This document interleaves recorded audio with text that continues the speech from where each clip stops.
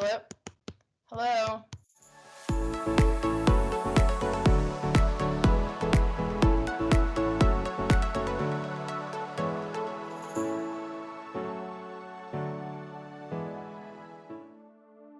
Welcome to Prepare and Share. Here at Washington EMD, we often talk about ways to get you prepared.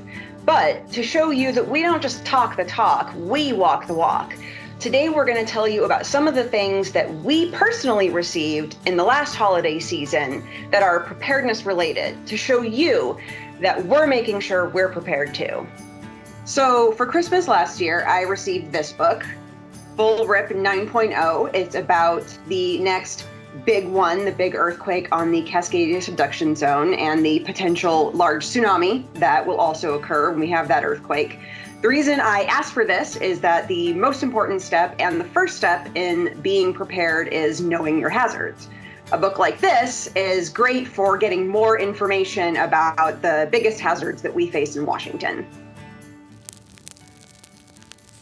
Lewis here. Last year, I got really into making a bunch of trinkets, like bracelets or keychains out of paracord. So I have a lot of this laying around the house. And, for myself and the people that receive these things, it's always useful, either to tie things up or to use in one way or another. So I think this goes into my kit as well. So there we go. Okay, so last year for Christmas, someone gave me a pair of socks. Let me make sure you can see these. These are cat superhero socks. And the best thing about this is I haven't worn them. They're two different sizes, as I hope you can see. Brand new, two different sizes.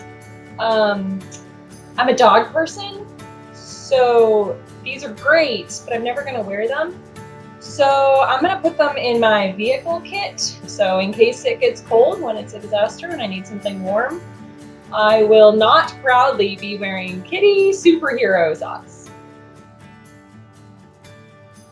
My grandma is particularly nice, and every year she sends me a nice little card with a little bit of cash and some small bills in there.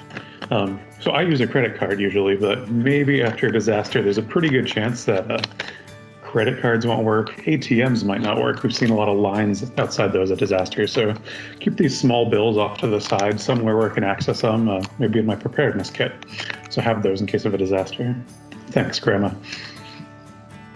Yeah, a lot of this stuff can fit in stockings or works great as a white elephant gift or a coworker gift. So lots of great ideas here. I really like hats, and the word's gotten around with my family that I love hats. So my mom every year gets me hats, and I have them all over the house. And instead of having them in the house everywhere, I can put it in my preparedness kit. One under my bed, I can put one in my car, I can put it in a to-go bag at work. So thanks, Mom, for making me more prepared. And I think I might learn how to knit so I can make hats for all my friends and family too. I don't know if you saw Taylor, but Lewis wants a hat. All right. So something I received in this last year, because I stress out a lot and disasters can be very stressful. So you want to make sure you have something in your kit that can calm you and can bring you peace. I love rock salt lamps. These are so calming and so comforting. And this one only weighs probably 7 or 8 pounds. So it's a pretty good one and a portable one to have in your bag. Or not. Good idea, Alyssa, and I know you really like it. I've seen one in your cubicle at work, and I really like it too. Might be too heavy to have in your kit, and it might take up space that you could have something else there instead. That's probably a good idea. Okay, I will trade it for this very, very tiny crystal cat. Much more affordable. Better. Yeah, I got this super awesome little waterproof medical kit to go in my go bag.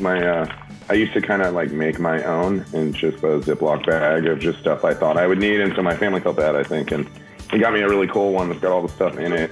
So I don't have to forget anything. Yeah, so this year, I thought it was a great idea. So this year I'm going to probably buy some more for my family so they can be prepared too to have these to go in their kit. And while I have this out, since it's almost Christmas and that's when I got it, I'm going to go ahead and open it up too and just make sure that nothing's expired inside of there, like any of the medicines or anything. That way it stays up to date and I stay prepared. And I'm also going to take my salt lamp out of my backpack because I guess that's not an appropriate comfort item. Apparently.